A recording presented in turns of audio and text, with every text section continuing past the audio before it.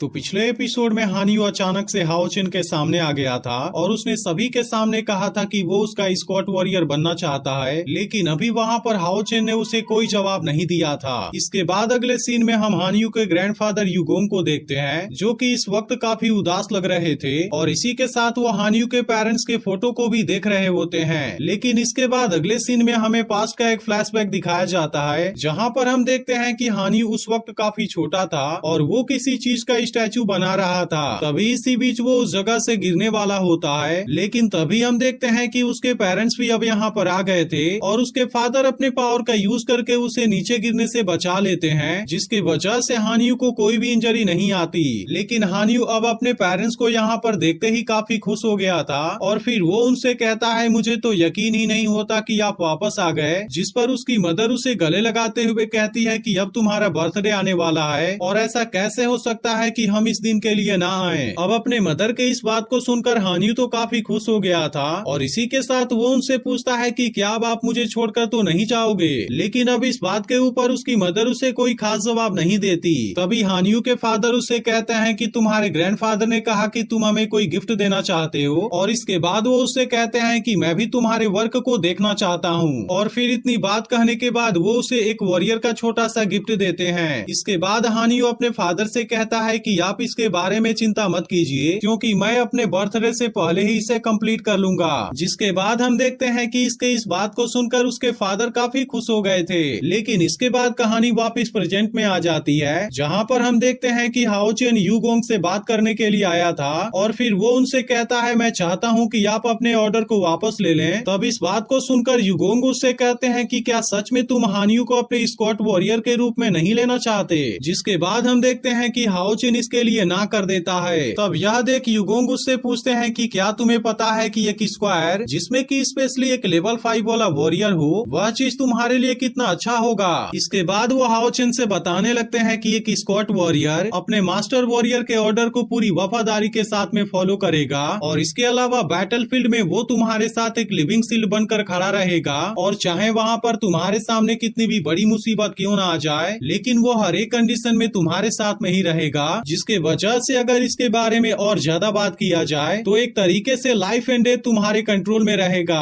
अब इन सभी बातों के बारे में जानकर हाओचिन थोड़ा सा हैरान हो गया था, लेकिन अभी भी वो इस बारे में कुछ भी नहीं बोलता। जिसके बाद युगोंग हाओचिन से कहते हैं कि हानियो मेरे फैमिली का इकलौता वारिस है और इसीलिए अगर वो तुम्हारा स्क्वाड वॉरियर बन गया, तब उसके बाद अगर आने वाले समय में तुम्हें कोई भी जरूरत पड़ती है, तब उस कंडीशन में पूरा हान फैमिली तुम्हारी मदद करने के लिए रेडी रहेगा। लेकिन इसके बाद भी हाओचिन हानियो को अपना स्क्वाड वॉरियर बनाने से मना कर देता है और फिर वो युगोंग से कहता है कि यहाँ पर कोई भी किसी का स्क्वाड वॉरियर बनने के लिए नहीं जन्मा है। जिसके बाद युगोंग उसे समझाते हैं कि मैं हानियो को तुम्हारा स्क्वाड वॉरियर इसलिए बनाना चाहता हूँ क्योंकि असल में इसके पीछे मेरा ही स्वार्थ जुड़ा हुआ है, क्योंकि इस तरीके से मेरा ग्रैंडसन तुम्हारे प्रोटेक्शन में रहेगा। अब इसके बारे में जानकर हाओचिन भी थोड़ा सा हैरान हो गया था। इसके बाद युगोंग हाओचिन से कहते हैं कि हानियो आज तुम्हारे साथ जाने के लिए रेडी हो गया था, क्योंकि असल में उससे भी बॉर्डर के ऊपर अटैक वाले न्यूज के बारे में पता चल गया है। और इसके बाद वो हाओचिन से बताने लगते हैं कि आने वाले समय में डेविल एक बहुत ही बड़ी संख्या में अटैक करने वाले हैं और मुझे पूरा यकीन है कि उस वक्त उसमें टॉप 10 रैंक वाले डीमन गॉड भी शामिल होंगे। अब इसके बारे में सुनकर हाओचिन काफी हैरान हो गया था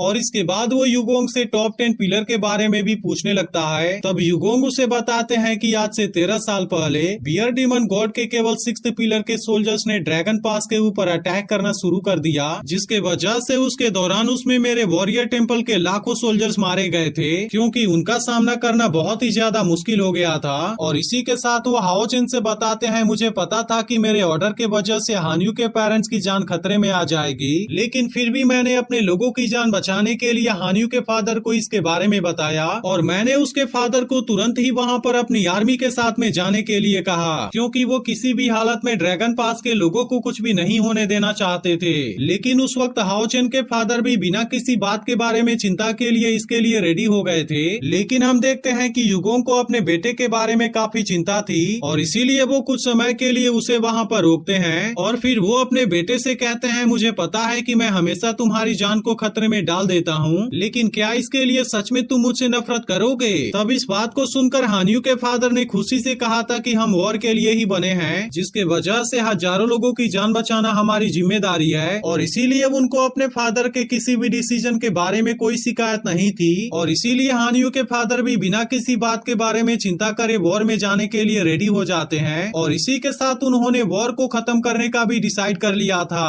इसके बाद हानियों के पेरेंट्स अपनी आर्मी के साथ में डेविल का सामना करने के लिए चले गए, जहाँ पर पूरे 3 दिन और 3 रात तक उनके बीच में फाइट चली थी और इसीलिए ड्रैगन पास के लोग उनके वापस आने का इंतजार कर रहे थे। लेकिन असल में हानियों के पेरेंट्स उस वॉर में मारे गए और वो कभी भी वहाँ से वापस नहीं लौट पाए। लेकिन अब इसके बारे में पता चलने पर हानियों भी काफी उदास हो गया था और इसी के साथ हम देखते हैं कि वो इस बात के वजह से अपने ग्रैंडफादर से भी हेट करने लगा था, क्योंकि उसे लग रहा था कि उसके ग्रैंडफादर को उसके पेरेंट्स को वहाँ पर नहीं भेजना चाहिए था और इसीलिए इस बात के वजह से वो उनके ऊपर काफी गुस्सा हो गया था और फिर उनसे कहने लगा था कि आपने उनको रोका क्यों नहीं। लेकिन असल में अब युगोंग भी इसके बारे में कुछ नहीं कर सकते थे और न ही उसे इसके बारे में कुछ समझा पाए। अब इन सभी बातों के बारे में बताकर युगोंग हाओचेन के सामने काफी उदास हो गए थे, क्योंकि इस वॉर में उन्होंने अपने बेटे और बहू दोनों को खो दिया था और इसी वजह से हानियों ने भी अपने पेरेंट्स को खो दिया है। लेकिन तभी हम देखते हैं कि आज इन सभी बातों को याद करके वो काफी इमोशनल हो गए थे और इसके बाद वो हाओचेन से कहते हैं कि ना तो मैं एक अच्छा फादर बन पाया और ना ही मैं हानियों का एक अच्छा ग्रैंडफादर बन पाया।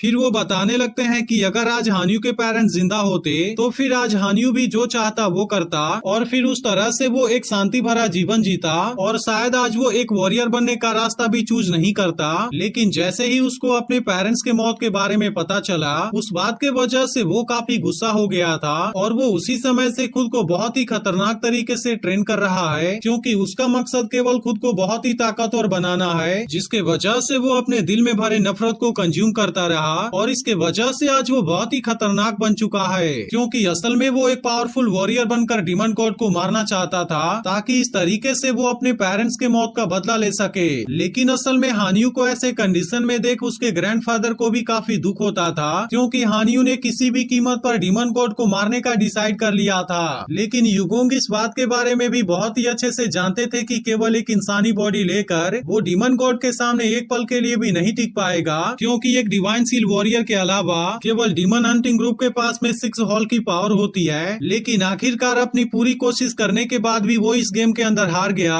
और इस तरह से वो डीमन हंटिंग ग्रुप में एंटर करने में कामयाब नहीं हो पाया। लेकिन युगोंग को यह बात भी बहुत अच्छे से पता है कि हानियों के अंदर बहुत ही ज्यादा गुस्सा भरा हुआ है और अगर किसी तरह से हानियों बैटलफील्ड में जाने में कामयाब भी हो जाता, लेकिन इसके बाद भी वो वहाँ पर खुद को ही नुकसान पहुँचा देता, जिसके वजह से अगर वो इस गेम के अंदर डिस्क्वालीफाई हो गया तो यह चीज बहुत ही अच्छी है। और फिर वो हाओचेन से कहने लगते हैं कि मुझे तुम्हारे ऊपर पूरा यकीन है, क्योंकि मैं तुम्हारे अंदर वॉरियर के हर एक क्वालिटी को देख पाता हूँ और इसीलिए वो हानियों को इसका स्क्वाड वॉरियर बनाना चाहते हैं, क्योंकि अब केवल इसी तरीके से वो इसके डीमन हंटिंग ग्रुप को ज्वाइन कर सकता है और इसके अलावा इस तरीके से वो डायरेक्टली डीमन गॉड का सामना कर पाएगा, जिसके वजह से उसको अपने ऑब्सेशन को कंप्लीट करने का भी चांस मिल जाएगा, क्योंकि युगोंग को पूरा यकीन है कि केवल हाओचेन ही हानियों को प्रभावित कर सकता है और इस तरह से वो हानियों को सही रास्ते पर लाने में मदद कर पाएगा। इसके बाद वो हाओचेन से कहते हैं कि आज हानियों ऐसा बन गया है उसमें केवल मेरी गलती है, इसीलिए वो हाओचेन के सामने झुकने के लिए भी रेडी हो जाते हैं और फिर वो हाओचेन से मदद करने के लिए रिक्वेस्ट करने लगते हैं। लेकिन यह देखते ही हाओचेन तुरंत उनको खड़ा हो जाने के लिए कहता है और फिर उनसे कहता है कि आपको यह सब करने की कोई जरूरत नहीं है, क्योंकि आज तक हानियों के साथ में जो कुछ भी हुआ है उसमें आपकी कोई गलती नहीं है। और इसके बाद वो उनसे कहता है कि अगर आपको मेरे ऊपर इतना ज्यादा यकीन है तो मैं भी आपकी इसमें मदद करने के लिए अपनी पूरी कोशिश करूंगा।